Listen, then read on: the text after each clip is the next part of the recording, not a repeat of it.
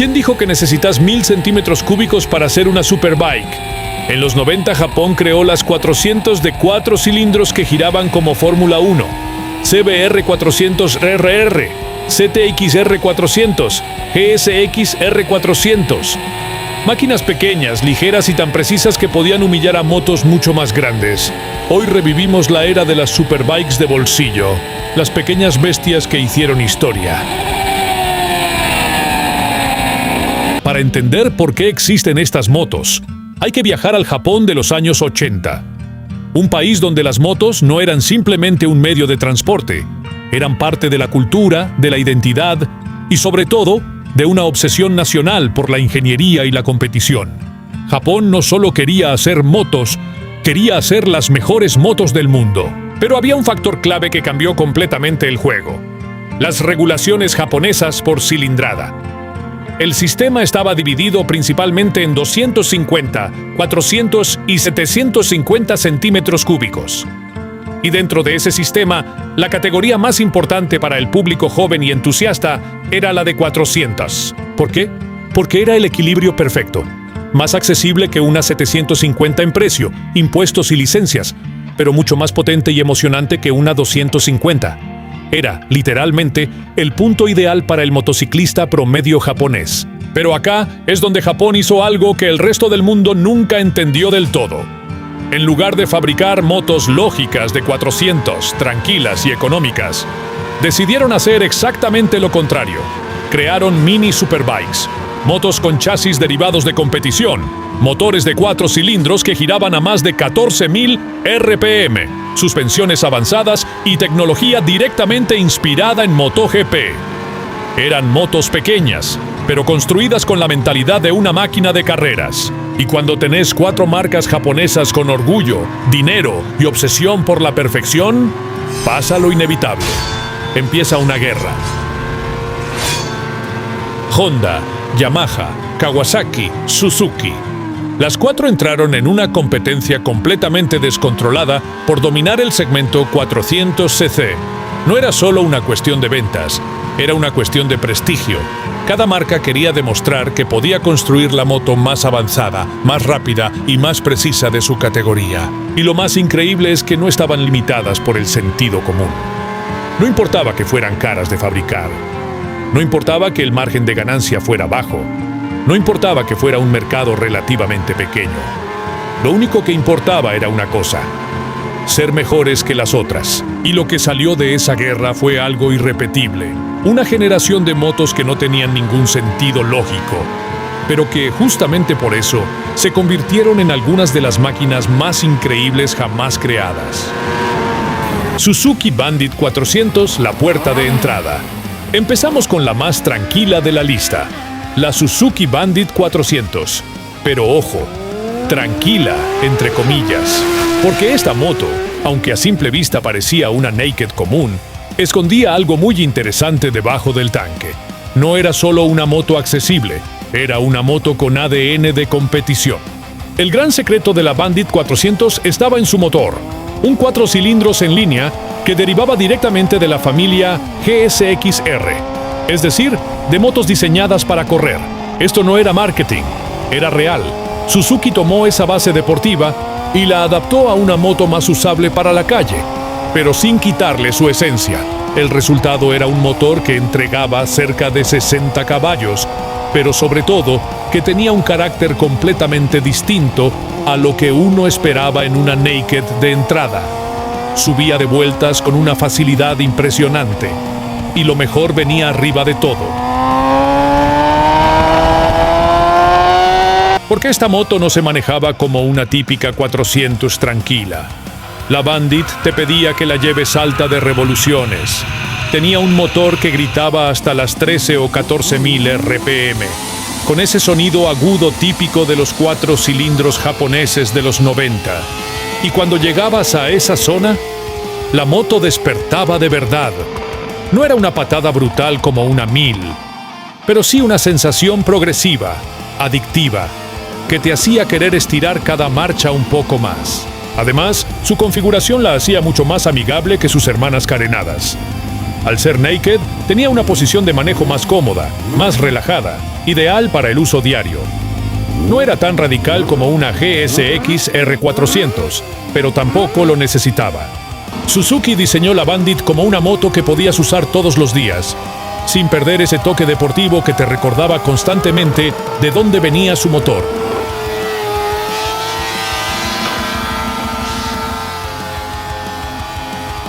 Y ahí está la clave de esta moto. Era la puerta de entrada perfecta al mundo de las 400 japonesas. Más barata que las deportivas puras, más fácil de mantener, más cómoda para el día a día, pero con suficiente carácter como para hacerte entender rápidamente que estabas arriba de algo especial. No era la más rápida, no era la más radical, pero sí era la que más gente podía tener. Y justamente por eso, para muchos motociclistas, la Bandit 400 fue el primer contacto con este universo de motos pequeñas, que se sentían mucho más grandes de lo que realmente eran. Una moto que, sin hacer demasiado ruido, te decía algo muy claro: esto no es una moto común.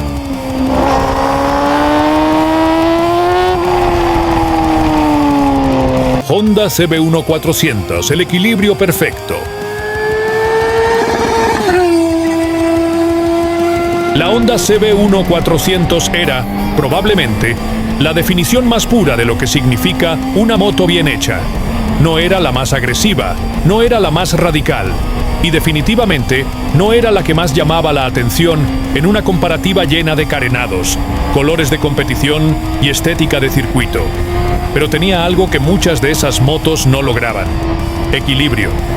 Y cuando todo en una moto está en equilibrio, el resultado es algo muy difícil de superar. Honda no diseñó la CB1 para impresionar en una ficha técnica, ni para ganar carreras, ni para ser la más extrema del segmento. La diseñó con una filosofía muy clara: hacer una moto que funcione perfectamente en cualquier situación. Y eso se nota desde el primer momento en que la ves y, sobre todo, cuando la manejas. Su corazón era un motor 4 cilindros en línea derivado directamente de la CBR 400RR, lo que ya te da una pista de lo que había debajo del tanque. No era un motor cualquiera. Era un motor con ADN deportivo, capaz de subir de vueltas con alegría, con una respuesta suave pero constante, y con esa sensación típica de los Honda de la época. Todo está afinado, todo está pulido. No era explosivo como otras 400 más radicales, pero sí extremadamente refinado. Ese motor estaba acompañado por un chasis que reflejaba perfectamente la filosofía de la moto. Nada exagerado, nada extremo. Simplemente bien hecho. La CB1 tenía un equilibrio general casi perfecto, con una geometría que le permitía ser ágil en ciudad, estable en ruta y predecible en curvas. Era de esas motos que te transmiten confianza desde el primer minuto. No te sorprendía, pero tampoco te traicionaba. Y eso era justamente lo que la hacía tan especial. En un mundo donde muchas 400 centímetros cúbicos buscaban ser cada vez más radicales, más rígidas, más cercanas a una moto de circuito, la CB1 iba por otro camino.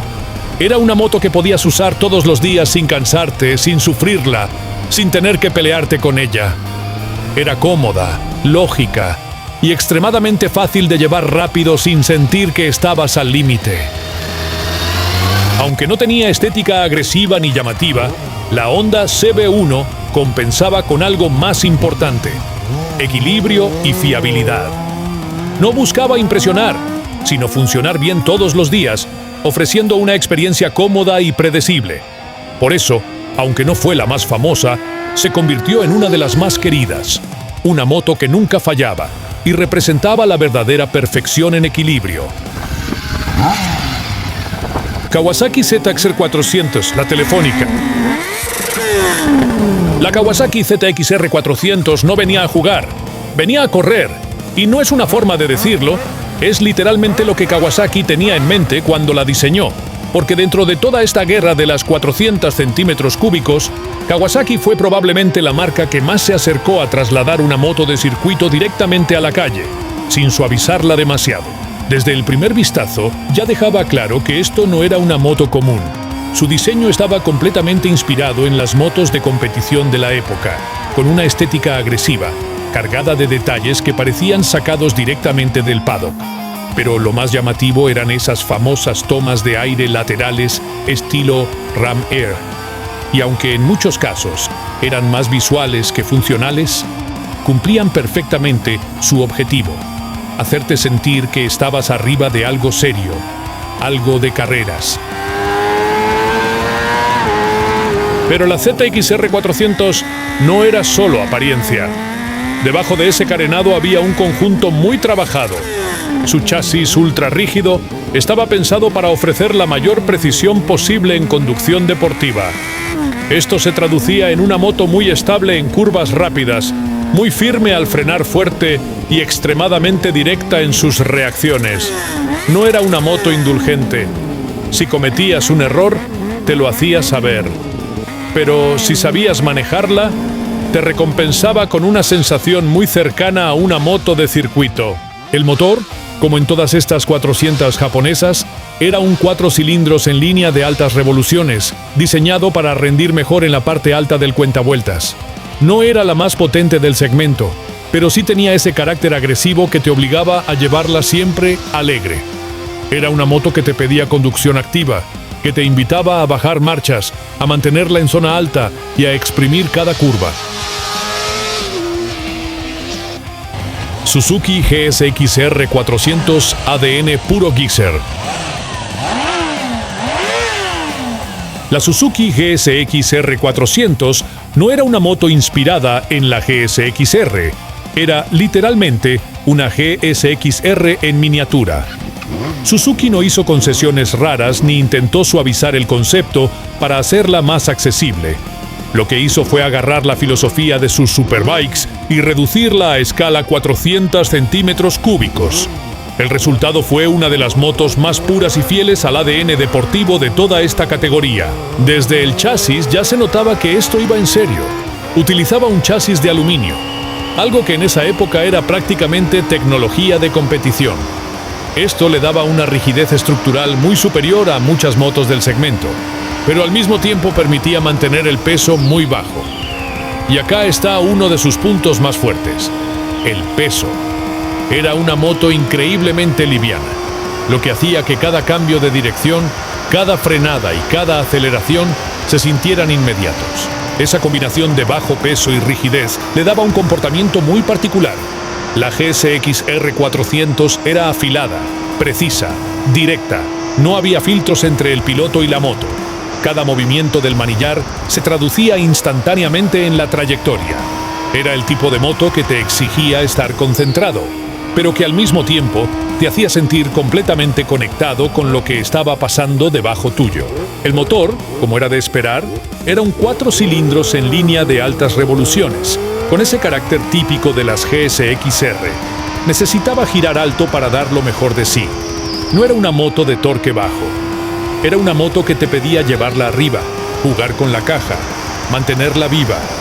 Y cuando lo hacías, la recompensa era una entrega de potencia progresiva pero emocionante, acompañada por ese sonido agudo que define a las deportivas japonesas de los 90.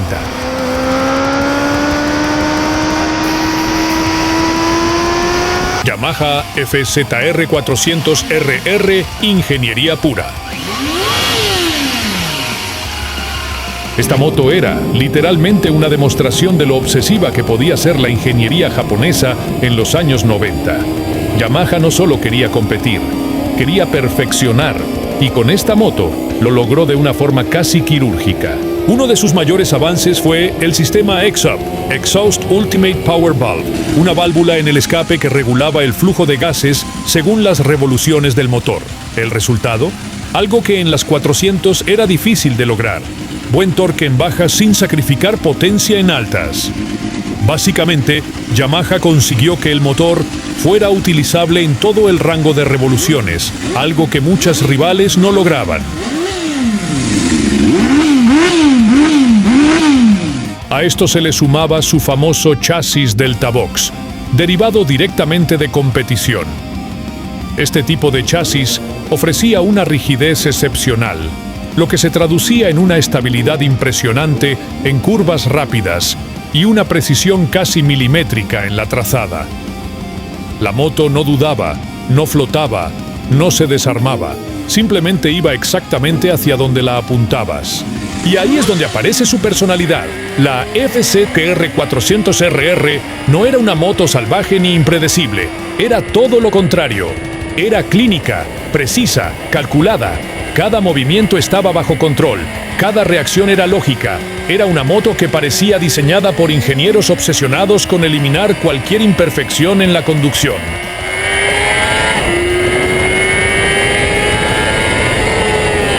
Honda CB400 Super 4, la eterna. La Honda CB400 Super 4 es, probablemente, la 400 más famosa de la historia. No por ser la más radical, sino por lograr algo mucho más difícil, ser perfecta en el uso real. Desde los años 90, Honda creó una naked clásica, equilibrada y refinada, pensada para el día a día pero con alma deportiva. Su motor 4 cilindros en línea es suave, confiable y progresivo, pero lo que la hace especial es el sistema VTEC, que cambia el comportamiento del motor a altas revoluciones. A bajas RPM es dócil y fácil, pero cuando sube de vueltas, el sonido y la potencia se transforman, dándote esa sensación de segunda personalidad. A esto se suma su fiabilidad legendaria. Es una moto prácticamente indestructible, con motores que duran años y una calidad de construcción típica de Honda. Arranca siempre, responde siempre y nunca te deja tirado. Por eso, incluso hoy, sigue siendo un objeto de deseo. No busca impresionar con extremos, sino con algo mucho más valioso: equilibrio, confianza y perfección.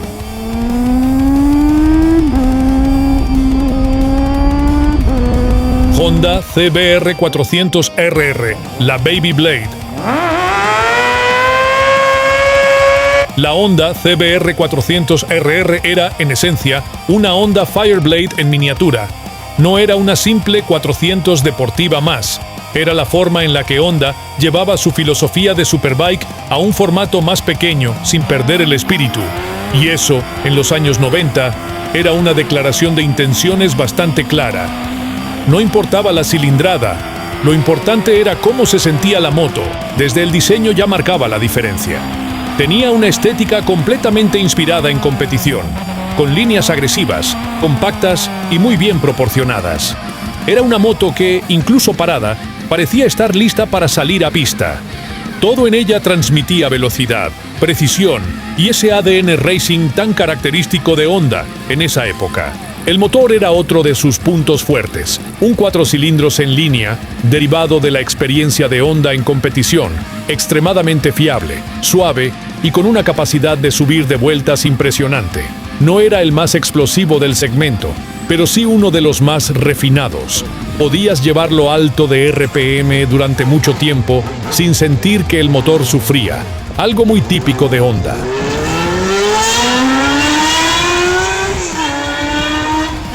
Suzuki RF400, la rara olvidada. La Suzuki RF400 es probablemente una de las 400 más olvidadas, pero también una de las más interesantes. Porque mientras todas las demás marcas estaban obsesionadas con hacer motos cada vez más radicales y cercanas al circuito, Suzuki decidió ir por otro camino. La RF400 no era una superbike pura, era más bien una mezcla entre deportiva y sport touring. Tenía carenado completo, una estética más redondeada y menos agresiva, y una posición de manejo más cómoda. No buscaba ser la más rápida en pista, sino una moto que pudieras usar más tiempo sin cansarte. Pero ojo, porque debajo de ese diseño más tranquilo seguía habiendo ADN deportivo. Su motor 4 cilindros en línea derivaba de la familia GSX-R, lo que le daba buenas prestaciones y un carácter alegre en altas revoluciones. No era la más extrema, pero tampoco era aburrida.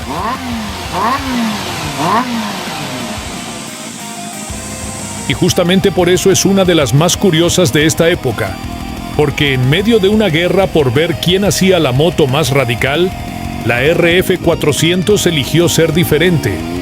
No destacó por locura ni por competición, pero sí por ofrecer algo que muchas otras no tenían: equilibrio con carenado completo. Honda BFR 400R, la obra maestra. La Honda BFR 400R no fue simplemente otra 400 dentro de esta guerra. Fue una moto que cambió completamente las reglas del juego. Mientras todas las demás competían por ser más rápidas, más ligeras o más radicales con configuraciones tradicionales, Honda decidió hacer algo distinto. Apostó por tecnología, sofisticación y una experiencia mucho más cercana a una superbike real. El corazón de la BFR 400R era un motor V4, una configuración muy poco común en esta categoría. A diferencia de los clásicos 4 cilindros en línea, este motor ofrecía una entrega de potencia mucho más lineal, una respuesta más llena en todo el rango de revoluciones y, sobre todo, un sonido completamente distinto. No era el típico grito agudo de las 400 japonesas. Era un sonido más grave, más gordo, más parecido a una moto de competición de verdad. Pero la BFR 400R no se quedaba solo en el motor.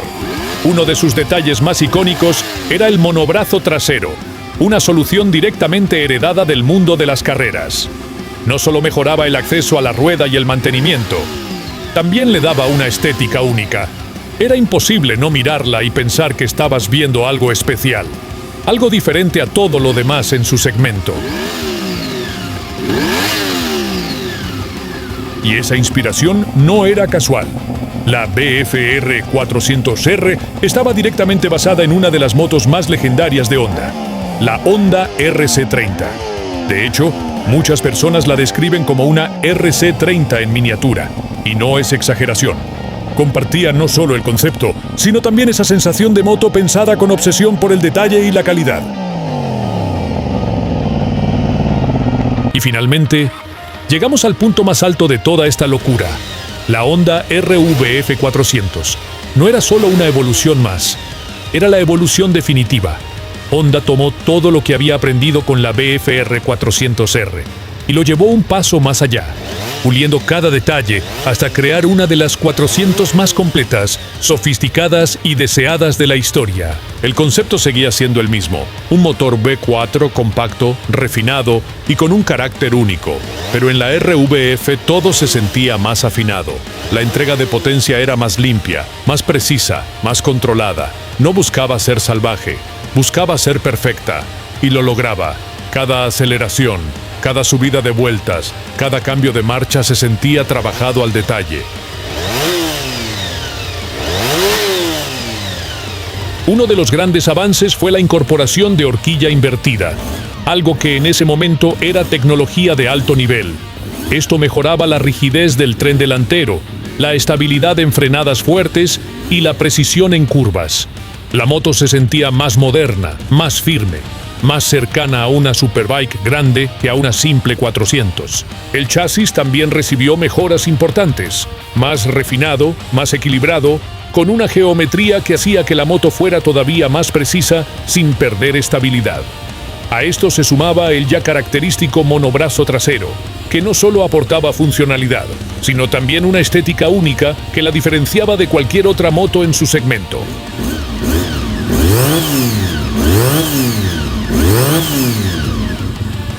Estas motos desaparecieron por una razón bastante irónica. Eran demasiado buenas para su propio bien, eran complejas, estaban llenas de tecnología, motores que giraban altísimo, chasis avanzados, y todo eso las hacía muy caras de fabricar. Para las marcas, el margen de ganancia era bajo y el esfuerzo de desarrollo era enorme. Al mismo tiempo, el mercado empezó a cambiar. Las 600 deportivas se volvieron más accesibles, más rápidas y más globales. Mientras las 400 estaban pensadas principalmente para Japón, las 600 conquistaban el mundo. Y en ese contexto, las 400 dejaron de tener sentido comercial. Eran más caras de producir que unas 600, pero el mercado pedía más potencia por un precio similar. Pero lo interesante es que, aunque desaparecieron, dejaron algo muy importante. Estas motos demostraron que no necesitas 1000 centímetros cúbicos para tener sensaciones de MotoGP. Que la emoción no siempre está en la potencia bruta, sino en cómo una moto te hace sentir cuando la llevas al límite. Y si quieres conocer los motores más extraños, haz clic en este video.